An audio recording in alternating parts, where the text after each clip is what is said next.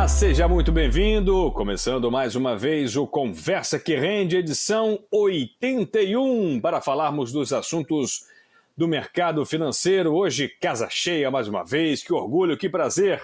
Recebendo Louri Bianco. Tudo bem, Louri? Bem-vindo. Tudo bem, Rafa? Tudo bem, Cadu? Tudo bem, Thaís? Obrigado aí mais uma vez pelo convite. Muito feliz em poder participar e, quem sabe, contribuir um pouquinho aí com vocês. Que é isso, menino modesto. Louri é um monstro. Tudo bem, Thaís Souza, nossa ruiva das finanças, de novo com a gente. Bem-vinda, Thaís. Fala, gente. Que saudade que eu tava de estar aqui. Essas 2 semanas foram terríveis, porque eu não consegui participar. E quero dar um alô geral para os nossos ouvintes, para vocês que estão aqui comigo no programa hoje. E estou muito feliz de poder contribuir mais uma vez, viu, Rafa? Obrigada pelo convite. Simbora! Vamos nessa, o chinelinho, tava no chinelinho, a nossa ruiva nessas 2 semanas, muito bem. Quem não tá no chinelinho, o Cadu Ing, presença garantida. Tudo bem, Cadu? Bem-vindo mais uma vez. Prazer estar aqui novamente, junto ao lado do Louri, da nossa ruiva das finanças, querida Thaís, e vamos falar um pouquinho dessa semana. Vamos lá, uma semana mais curta, uma semana atípica, diferente, né? Porque tivemos um feriado mundial, né? O dia 12 é um feriado mundial, poucas pessoas sabem disso. Quer dizer, um feriado mundial, né? Não vou talvez generalizar tanto, mas sobretudo nos países de ascendência católica, né? O feriado de Nossa Senhora Aparecida no dia 12, na última terça-feira, e acaba fazendo com que a semana tenha uma movimentação diferente, atípica, né? Mas vamos lá, o principal índice do nosso mercado, da B3, o Ibovespa, fechou em alta nessa última sexta-feira, acabou encerrando a semana com valorização, refletiu aí um certo otimismo dos mercados globais, né? Diante de bons resultados dos bancos lá nos Estados Unidos, que foi até acima das expectativas, e de preocupações menores em relação à crise imobiliária chinesa. Nesta sexta-feira, o Ibovespa fechou em 1,29 aos 114.648 pontos, ganhando 1,61 na semana, o maior patamar neste fechamento de um mês. O dólar acabou caindo, caiu 1,1, foi comercializado a 5,45, terminando a semana em baixa de 1,13. Muito bem, senhores, como é que vocês viram essa semana? Começando com o Cadu, uma análise global, uma semana diferente, atípica e que acaba mexendo demais com os prognósticos dos investidores, né, Cadu? É isso aí, Rafa. Como você colocou, foi uma semana um pouco mais curta, devido ao feriado. Nos Estados Unidos também, na segunda-feira, os treasuries ficaram fechados, referente ao feriado, né, do dia Columbus Day, né, que eles chamam, que é o dia em homenagem a Cristóvão Colombo, tirando um pouquinho da movimentação dos mercados. E na quarta-feira a gente já voltou com uma agenda bastante cheia. Começando, né, falando um pouquinho sobre o cenário internacional, que eu acho que foi isso que trouxe uma semana um pouco mais leve, fez com que a gente fechasse no positivo. Todo mundo estava à espera de dados, principalmente, né, Europa e Estados Unidos. Então, na Europa a gente teve dados positivos em relação a crescimento, né? Então, tanto os dados de produção industrial na Alemanha teve um avanço acima da expectativa, foi de 4,1%. No Reino Unido também a gente teve um avanço de 0,8% na comparação mensal, ficou bem acima aí da estimativa que era de 0,2%. Isso contribuiu com esse otimismo. Falando um pouquinho de China, a gente teve os dados também de exportação e importação, né? Os dados de exportação vieram bem acima do que o mercado estava esperando, então isso também animou um pouco as praças.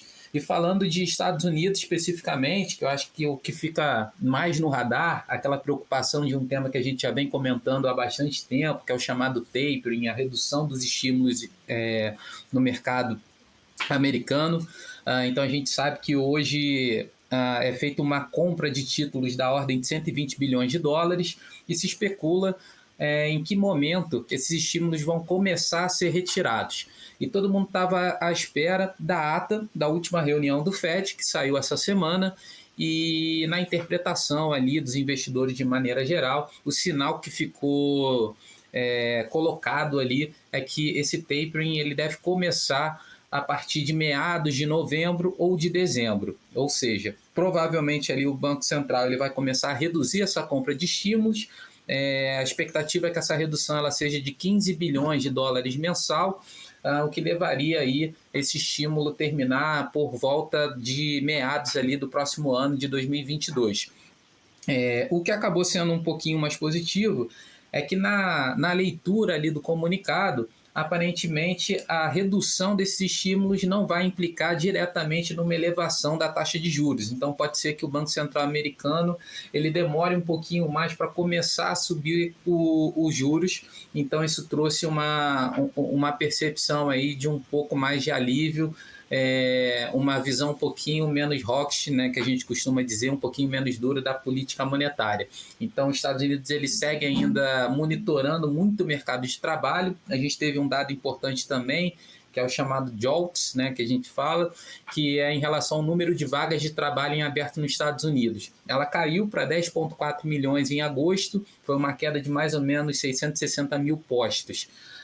E um outro ponto que é bom a gente comentar foi o número de pedidos de auxílio-desemprego, ele também reduziu, comparado, né, da semana anterior para essa última semana, o que mostra ali que, de certa forma, o mercado ele começa a se recuperar, e o Banco Central americano ele também comentou que chegou ali num patamar, né? É bom lembrar que o Fed, diferente aqui do Banco Central brasileiro, ele tem um mandato duplo. Então, ele não olha somente a inflação, ele tem um compromisso também de olhar para o mercado de trabalho.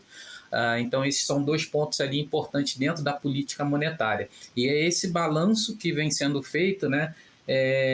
Entre aceitar um nível de inflação um pouco maior para priorizar, nesse primeiro momento, a criação de vagas no setor, né, de trabalho, em que momento você vai atingir um nível ali que você possa realmente olhar mais para a inflação e não tanto ali mais para o mercado de trabalho.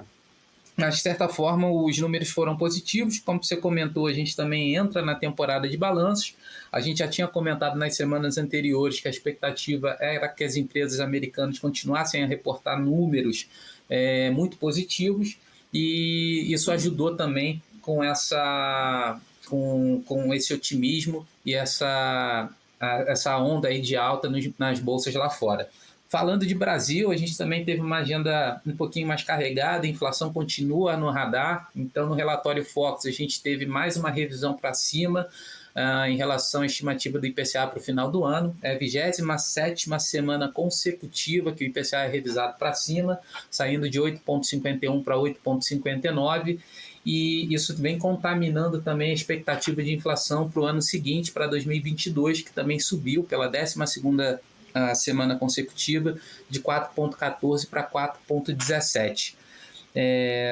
A gente teve a questão do volume de serviços no Brasil, que apresentou um crescimento de 0,5% em agosto.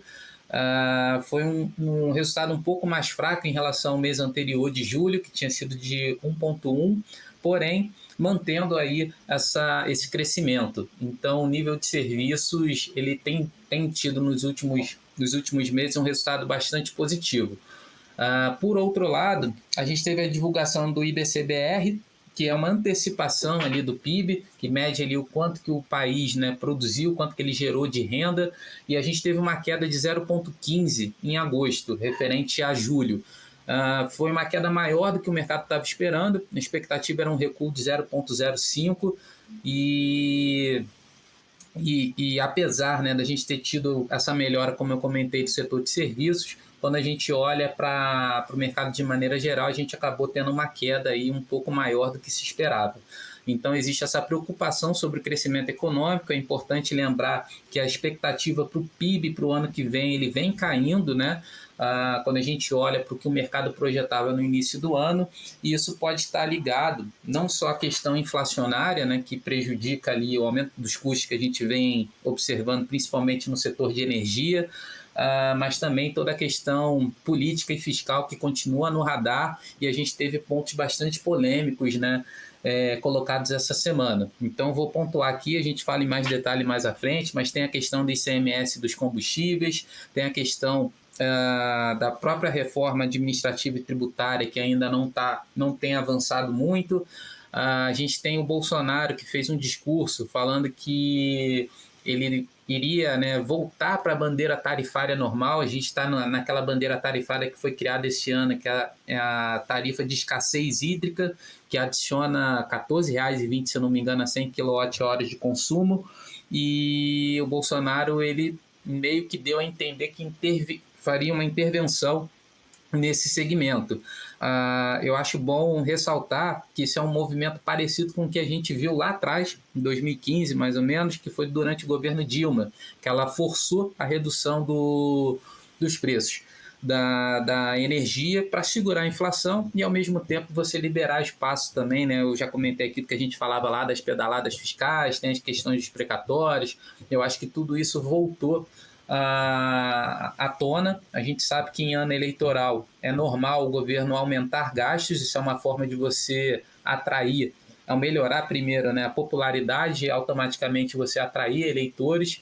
Então esse é um receio que segue no radar dos investidores, que pode afastar um pouquinho aí o investidor estrangeiro e fazer com que a nossa bolsa fique, né, um pouquinho mais gelada, um pouco mais volátil. Em geral, Cadu, e acho que é dois isso detalhes daí. interessantes em relação a isso, que lá em 2014, 2015, quando isso começou a ser feito, essa artificialização dos preços foi a principal responsável pela quebra quase da Petrobras. Muita gente fala da questão da corrupção, do mensalão e da Lava Jato, e estão absolutamente certos, tal, mas isso representou questão de 15%, 20% do rombo que a Petrobras teve durante esses últimos anos do governo Dilma. Grande parte foi justamente por conta de medidas como essa, que o presidente hoje ele resolveu, digamos assim, jogar ao vento, né? Porque ele fala de uma maneira completamente descompromissada, né? Ele fala, eu vou pedir para o ministro Bento, quer dizer, eu vou delegar ao ministro Bento que ele volte à bandeira normal. Enfim, esse tipo de medida a gente já conhece, a gente sabe qual é o efeito que ela tem, sobretudo no longo prazo, né? Então, os erros são cometidos de maneira cíclica e é importante o investidor ficar ligado, porque é justamente esse tipo de atitude que faz com que a insegurança tome conta do mercado. Então, é importante a gente observar esses sinais para saber se de fato isso vai ser implementado. E digo mais, assim, a gente tem pessoas que são absolutamente técnicas em relação a esse assunto, que dizem que a bandeira vermelha nível 2, que o Cadu bem observou, que adiciona mais de R$14 por quilowatt-hora, ela está fraca. Na verdade, o preço é alto, é mais alto do que isso. E o presidente está querendo implementar uma bandeira ainda mais baixa, né? Enfim, é uma questão a ser observada aí no curto prazo, porque isso pode gerar um ruído extremo e pode gerar uma volatilidade grande para os investidores. E isso acabou sendo, né, questão de horas aí atrás, nessa última sexta-feira, nessa última quinta-feira, e vale a pena a gente ficar ligado nisso. Exatamente. Eu acho que é um ponto importante porque não é diferente, é uma história até recente, né? E a gente sabe quais foram os efeitos, né, ocasionados por esse tipo de medidas. Inclusive, o regime de bandeira tarifária ele foi criado posteriormente exatamente para você compensar a perda de receita, né, que as empresas tiveram. Então isso representa um risco, né, pelo lado fiscal. É claro que a gente entra também num risco regulatório, né? É bom lembrar que você tem empresas privadas que investem, inclusive com capital aberto, distribuidoras de energia, as geradoras. Isso certamente vai impactar a questão contratual, questão financeira, e a gente sabe que isso afasta os investidores, né? Isso causa um risco regulatório, né? Que acaba prejudicando ainda mais a visão do mercado brasileiro para quem quer investir, para quem quer trazer dinheiro, para quem quer entrar nesse mercado ou aumentar a sua posição nesse mercado. Então são pontos importantes. Tem a questão da desoneração também da folha salarial, que também não fica muito claro se o governo vai adotar isso ou não. E, enfim, essas questões ficam sempre no radar e a gente sabe, né, que para ano eleitoral é sempre bom ficar de olho no que acontece lá no Congresso, porque as consequências elas costumam demorar um pouquinho, mas elas cobram e cobram caro. É isso, vamos distribuir essa bola, quero ouvir o Louri, quero ouvir a Thaís, porque são questões importantes, né, que às vezes passam ao largo do, digamos assim, do campo bola do investimento, né, que a gente fala de taxa de juros e inflação, mas tem certas decisões que são tomadas fora desse ambiente que são importantes ou talvez até mais significativas do que aquelas que a gente percebe no dia a dia, né, Louri, Thaís? Quero a opinião de vocês, por favor. Eu tocar num ponto, acho que eu sempre que eu vier aqui conversar um pouquinho com vocês, eu vou falar exatamente isso, né? O Brasil dá a impressão de que sempre vive uma crise a mais do que a crise que se tem no mundo, né? Sempre vive uma discussão fora do que a gente discute em relação ao cenário global, né? Que é a questão política. Então, quando a gente vê esse comportamento de intervenção nas contas de energia, isso não soa bem no mercado, isso já aconteceu antes, a gente conhece esse modelo, né, de atuação, e como o Cadu falou, isso vem muito em linha com essa questão mais populista, né? A gente está falando de um ano eleitoral aí, então até 2022 praticamente o Brasil praticamente o Congresso para, o Brasil ainda não fez o dever de casa, o Brasil ainda não tem sequer uma ideia de como que vai ser essa aprovação de reformas importantes. Então, quer dizer, me parece, não sei se eu vou ser um pouquinho mais cético, se eu vou ser um pouquinho mais provocativo em relação a isso, mas me parece que o que a gente viveu essa semana possa ser mais um repique da Bolsa, né, que veio por conta desses resultados aí reportados pelas empresas, do que efetivamente uma recuperação econômica, né? Então, a gente ainda tem lá muita coisa importante para ser aprovada diante de um ano eleitoral que a gente não sabe o que vai acontecer e que, enfim, a gente fica à mercê desses acontecimentos aí nas próximas semanas. Thaís, o que você acha, assim, na ponta do investidor? Dá para sentir alguma movimentação? Eu acho que essa questão mais de interferência do Estado, ela não pega muito bem, né? A gente percebe uma precificação mais pesada para baixo nesses momentos, correto? Correto, Rafael. Eu concordo com o que o Cadu, o Louri e você já colocaram aqui, né, em relação a essas questões políticas que se refletem na nossa economia e, consequentemente, no bolso dos investidores, no bolso dos brasileiros, né? E como você bem colocou, né, Rafael, a gente poder se proteger através dos investimentos é algo muito importante e a gente está aqui para isso também, né? Para dizer que apesar das notícias ruins, temos luz no fim do túnel, né? Então, o que eu reparei essa semana por parte dos investidores, né, é justamente um ar de cautela. Com esses constantes aumentos da taxa Selic, a inflação descontrolada e o cenário político, né, dado todo esse cenário político, o investidor está começando a repensar, poxa, por que eu vou ficar expondo o meu dinheiro ao risco para conseguir mais rentabilidade se eu tenho hoje uma renda fixa mais atrativa, visto que a gente tem uma taxa Selic aí hoje 6,25% ao ano e já se espera terminar esse ano acima dos 7%. Então, pegando nessa visão aí, nessa bola esse lado do campo, né, dos investimentos, nós temos aí a renda fixa muito mais atrativa, muito cuidado, né, gente, com o cenário com visão de longo prazo em relação à renda fixa.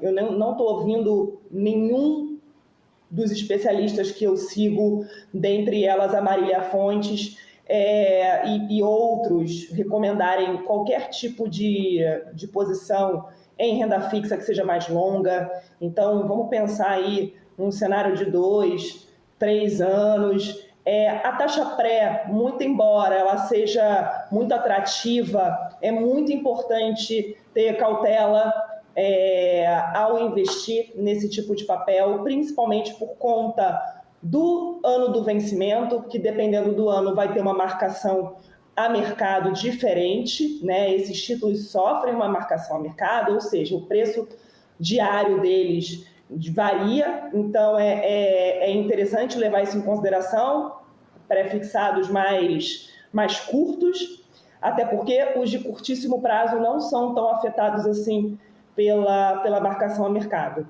O Tesouro Selic, os CDBs precificados a CDI, são muito bem-vindos em todas as carteiras, né? E também volto a reforçar a posição lá fora, né? Através dos fundos, dos ETFs, que são os fundos de índice, dos BDRs, dos fundos de BDR, e eu queria saber aí o que o Cadu e o Lore estão pensando em relação aos investimentos. Então, esse movimento que você comentou, a gente percebe já na movimentação financeira. Por exemplo, nesse último mês, no próprio mês de setembro, a maior parte das aplicações, né, dos aportes, eles foram direcionados para a renda fixa.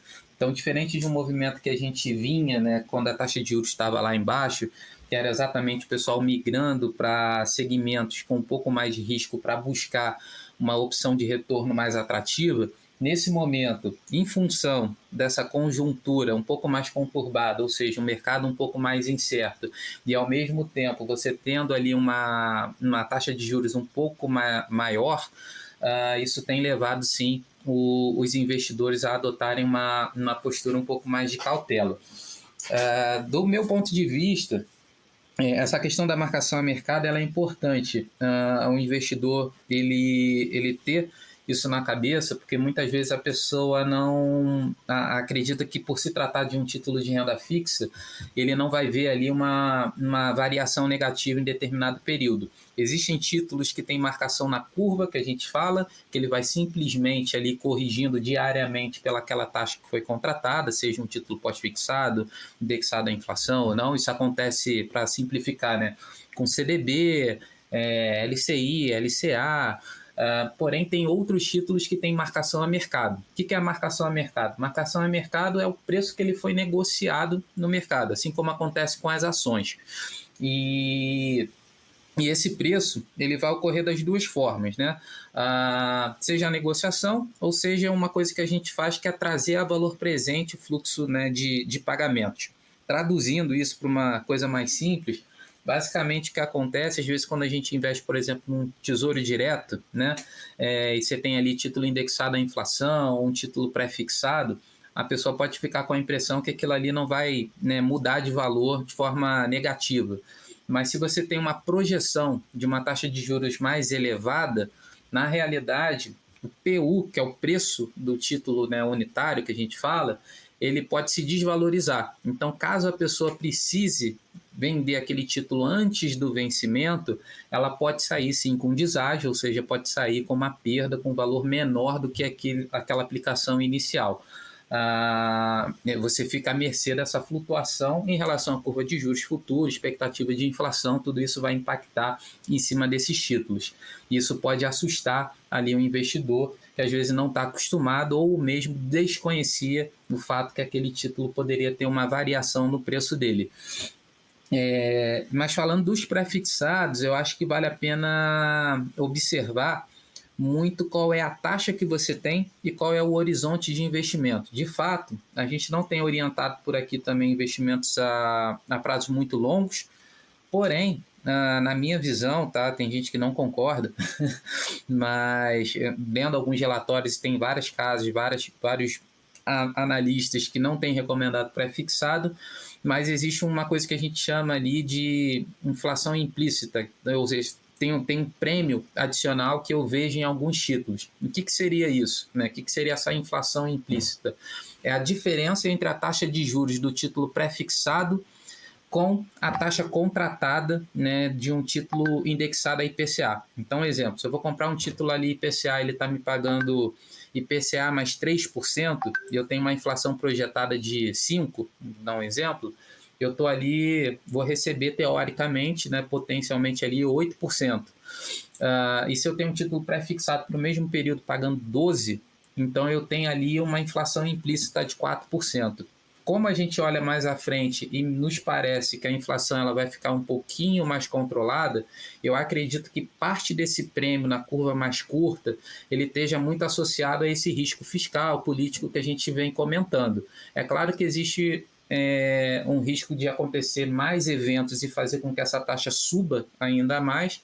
Por outro lado, eu acho que dentro de um prazo de 2, 3 anos, você tem uma gordura nesse espaço de tempo que você está com uma taxa maior e que ainda assim vale a pena contratar ali um pouquinho desse risco. Não é para você pegar, tirar tudo de pós-fixado, jogar tudo para pré-fixado, não é isso, mas eu acho interessante sim, algum percentual da carteira você ainda consegue aproveitar alguma coisa dentro desses títulos pré-fixados num prazo um pouco mais curto. Então, sempre que o mercado ele estressa um pouquinho, você vê as curvas inclinarem e você acaba tendo uma opção de títulos ali com uma taxa um pouco mais atrativa. Nesse sentido, eu acho que dá para pegar alguma coisinha, vai ser um investimento que também vai reduzir a volatilidade da carteira, você não vai estar exposto ali às oscilações da renda variável que ficam à mercê aí desse caldeirão de eventos que a gente vê no cenário político e fiscal.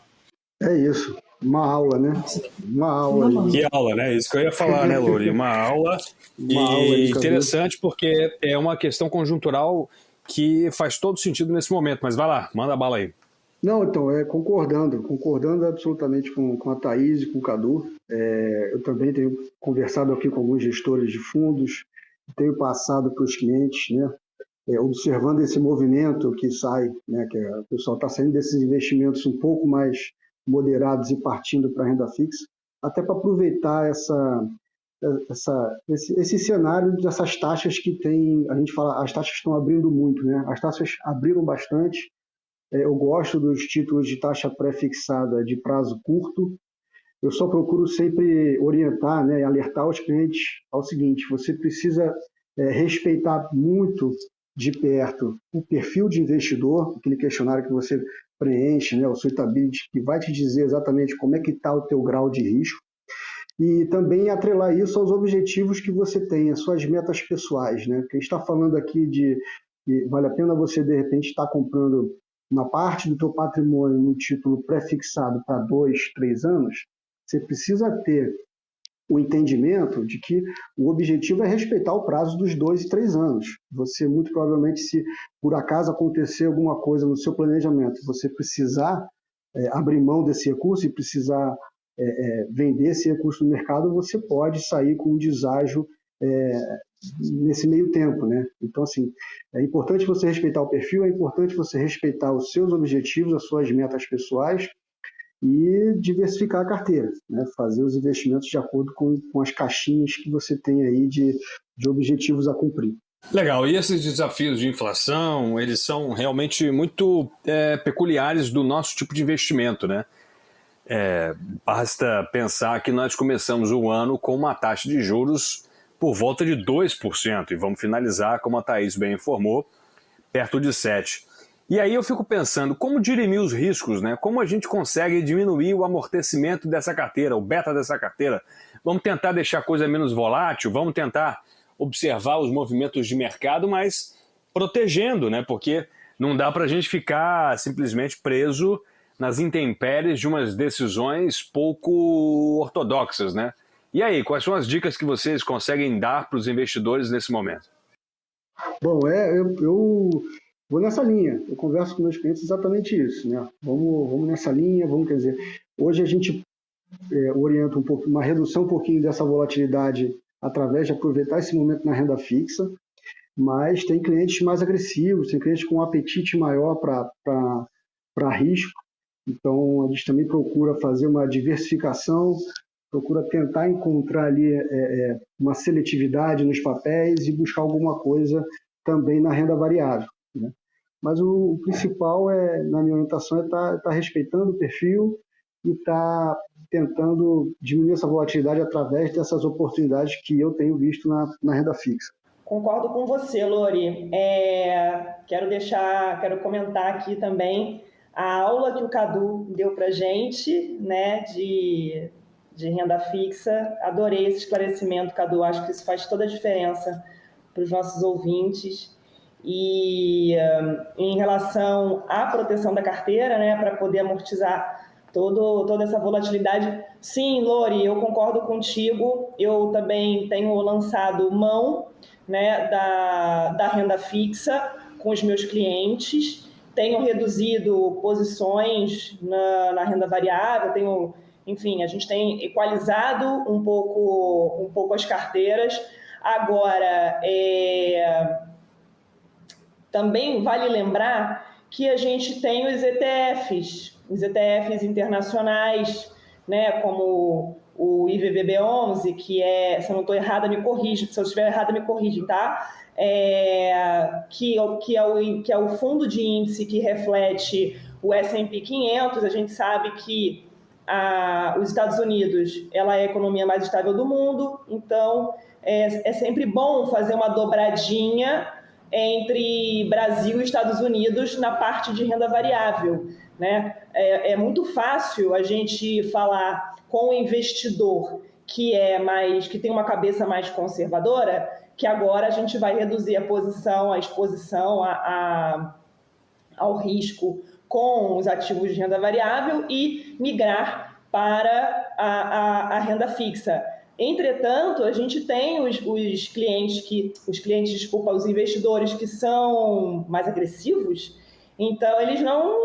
Eu conheço investidores que você não pode nem falar de renda fixa com eles, que eles querem saber mesmo da renda variável. Então, eu acho que tanto para o perfil conservador, moderado, quanto para o mais agressivo, é muito importante equilibrar a posição Brasil, né, em ações, fundos de ações, com a escolha, talvez, aí, de fundos de ações internacionais, né, que são expostos ao S&P 500. Temos fundos de BDRs aí excelentes que têm dado um resultado expressivo nesse ano tão instável aqui no Brasil, né, e eles têm equilibrado bem, têm feito bem esse papel de equilibrar a carteira, né? Então, Cadu, o que você acha? Exatamente, Thaís. Como você colocou e o Lori colocou, eu acho que vai nessa linha, né? Primeiro, identificar o perfil de cada cliente, o horizonte de investimento é importante. Eu só faço uma ressalva, que acontece o seguinte, né? Uma coisa que eu já venho falando um tempinho também. Nesses momentos de maior volatilidade, é aquela questão que eu falei, que o preço ele deixa de refletir muitas vezes o valor das empresas. E nesses momentos acabam aparecendo boas oportunidades de você fazer boas compras a preços muito descontados. Então, no meu ponto de vista, tá? Quando a gente olha para a Bolsa Brasileira, eu acredito sim que ela esteja muito descontada. Só que não adianta o investidor querer entrar achando que vai adivinhar ali o momento que ela vai parar de cair, ou, né, se ele vai investir e de repente aquilo ali não está muito dentro do perfil. Então a pessoa tem que dormir tranquila, na brincadeira que a gente fala, né? Não adianta também você fazer um investimento no qual você vai ficar, né, com a cabeça ali atordoada para cada movimento que acontece, para cada dia que sai algum resultado que faça a bolsa oscilar demais, e aquilo ali não vai te trazer tranquilidade. Então, acho que é importante a gente entender isso junto com o cliente, deixar claro, se ele tiver assim, um apetite e perfil para isso, acho que vale a pena ali ele pelo menos repor no percentual dele de renda variável e aproveitar essa realização que a gente vem observando. Agora, para quem prefere, né, não navegar por mares muito turbulentos, você pode sim aumentar a posição em renda fixa, porque dessa vez você vai ter opções melhores do que a gente tinha há um ano atrás, né, mais ou menos, quando as taxas de juros estavam lá embaixo. Então você vai conseguir ali ter uma rentabilidade de certa forma atrativa sem ter ali um nível de exposição muito grande às oscilações aí do mercado. E a diversificação também em produtos ela é importante, como a Thaís falou, né, do IVVB11, que replica lá o S&P 500, tem exposição cambial, uma forma de você ter uma parte do seu patrimônio não atrelada a risco Brasil, que a gente fala, né, a eventos que acontecem exclusivamente aqui relacionados à economia brasileira. Uma outra forma de você diversificar é buscar fundos que têm estratégias mais descorrelacionadas, e a gente vem falando isso desde o início do ano, final do ano passado para cá. Então, existem fundos em que a tendência do mercado ela tem um impacto muito reduzido sobre a performance. Ele não é um direcionador para a rentabilidade daquele tipo de estratégia do fundo. Isso vale para os fundos de arbitragem, fundos de quantitativos, isso vale para fundos de long short, não direcionais. São estratégias que normalmente se aproveitam até um pouco mais desses ambientes exatamente de volatilidade. Ele não vai ser aquele fundo que, se a bolsa de repente disparar, ele não vai render da mesma forma como um fundo de ações. Por outro lado, se tiver uma queda, uma realização mais intensa, provavelmente o impacto em cima desse fundo vai ser nulo ou muito próximo de zero. E aí você consegue ali, ele vai servir como um amortecedor da sua carteira, né? Você vai sacudir muito menos, mesmo que a estrada ela esteja ruim ali durante um período. Então, acho que esses são pontos relevantes ali para se considerar. O importante é ter o perfil e o horizonte de investimento alinhado, porque opções de investimento você tem diversas, é simplesmente buscar orientação junto com os assessores, junto com quem entende ali do mercado, para te passar qual é o tipo de estratégia mais indicada para aquilo que você está buscando naquele momento. Muito bem, senhores. Rapaz, a vontade é de guardar e gravar e botar até para vender uma aula dessa de renda fixa e de investimentos no longo prazo. Obrigado demais. Lori, Ruiva e Cadu, algo mais a acrescentar para o nosso episódio de hoje? Não, perfeito. As colocações foram perfeitas aí. A Thaís colocou muito bem em relação ao IVVB11, que é esse ETF aí que replica esse índice do S&P 500. É uma forma rápida, fácil, direta do cliente estar conseguindo expor uma parte do patrimônio dele ao índice americano, ao principal índice da Bolsa Americana. E eu, como sou comercial, né, vai me permitir eu puxar um pouquinho para o lado comercial aí, pegando o gancho do que o Cadu falou. Se o cliente realmente não sabe o que fazer, está precisando conversar com os assessores, cara, se você ainda não tem assessoria, procura a MacLeod, nossos assessores estão aqui altamente preparados para poder te ajudar nesse planejamento, tá bom? Exatamente. E só um comentário rápido, assim, a Bolsa B3, inclusive, ela vem estudando de incluir dentro do Ibovespa, né, que é o nosso principal índice ali da Bolsa Brasileira, as ADRs. Então pode ser aí que mais à frente a gente veja o nosso índice aqui incluir ativos que não são só das empresas aqui brasileiras. Que maravilha! Legal. Notícia maravilhosa. Nossa, muito bom. Bacana, notícia boa mesmo, né? Tá corrigindo, a gente vai BDR, ter tá? Não é ADR, desculpa. BDR, lógico, né? Os ADRs estão lá, né? Sim. Os BDRs aqui dentro. A gente entendeu sem problema nenhum, mas legal fazer esse disclaimer, né? Que os BDRs, que são os recibos de ações lá dos Estados Unidos, que são negociados aqui no mercado brasileiro. Poxa, que bacana, eu fico muito orgulhoso, eu fico quieto, fico ouvindo, fico aprendendo e me sinto muito lisonjeado de poder ter a chance de trazer esse tipo de informação qualificada, refinada, pertinente para vocês que estão nos ouvindo, porque não é fácil, não é à toa, tem gente que cobra e cobra caro por isso aí nesse mundão da internet. Então eu realmente me sinto muito especial de poder trazer esse tipo de informação gratuita, basicamente fácil, ao seu alcance, baixando aí no seu podcast, no seu agregador favorito.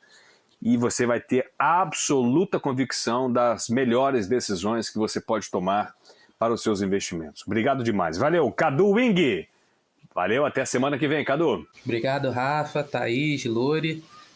agradecer aos nossos ouvintes e aproveitar para fazer uma homenagem aos nossos amados e queridos professores na data de hoje. Opa, então, sem dúvida. Sempre bom lembrar que é um trabalho árduo, que poucas pessoas, às vezes, reconhecem, né, de forma justa, e que faz uma diferença imensa no futuro de todos nós. Então, parabéns a todos os professores, aos meus professores, que foram muitos, e é uma profissão que tem um valor histórico e incrível dentro da sociedade do mundo inteiro. Então, parabéns a todos os mestres aí, professores. Professores do Carrécia, lá na Tijuca, sim ou não, Cadu? Isso aí, Instituto Padre Leonardo Carrécia. É isso aí, legal demais. Valeu, Lori Bianco, sempre abrilhantando aqui as participações do nosso podcast. Valeu, Lori. Eu que agradeço, para mim é uma grande honra aí, participar, né? Um privilégio participar aí dessa discussão com vocês, aprender mais um pouco aí com a Ruiva das Finanças, com o Cadu, com o Rafa Ribeiro. Obrigado pela aula de hoje para vocês, parabéns para vocês também depois da aula de hoje e a todos os professores. Até a próxima. Muito obrigado. Obrigado demais. Esse menino é modesto, hein, Ruiva? Obrigado, valeu, até a próxima. Gente, um prazer estar aqui novamente com vocês, aprendendo, porque cada podcast a gente aprende mais um pouquinho. Cadu dá um show, Lori, adorei suas colocações, eu ouvi os podcasts passados, excelente. Rafa, sempre um prazer, obrigada pelo convite, pela oportunidade. Parabéns aos nossos mestres, né? Parabéns a nós, porque nós, como assessores financeiros, somos um pouco professores, né? Nós passamos nosso conhecimento aqui nesse podcast, diretamente com os investidores, no nosso dia a dia, nas redes sociais. Quem puder, siga a Ruiva das Finanças lá no Instagram, tá? E beijo da Ruiva. Beijo, gente! Valeu, obrigado demais, claro, deixando o nosso agradecimento especial aos nossos professores. Todos nós tivemos um professor que tocou a nossa vida, tocou o nosso coração e que eles nos continuem ensinando a principal lição, né? Que é continuar a aprender, o mais importante de tudo na vida. Valeu, obrigado demais, valeu pelo prestígio da sua audiência e até a próxima. Tchau, tchau.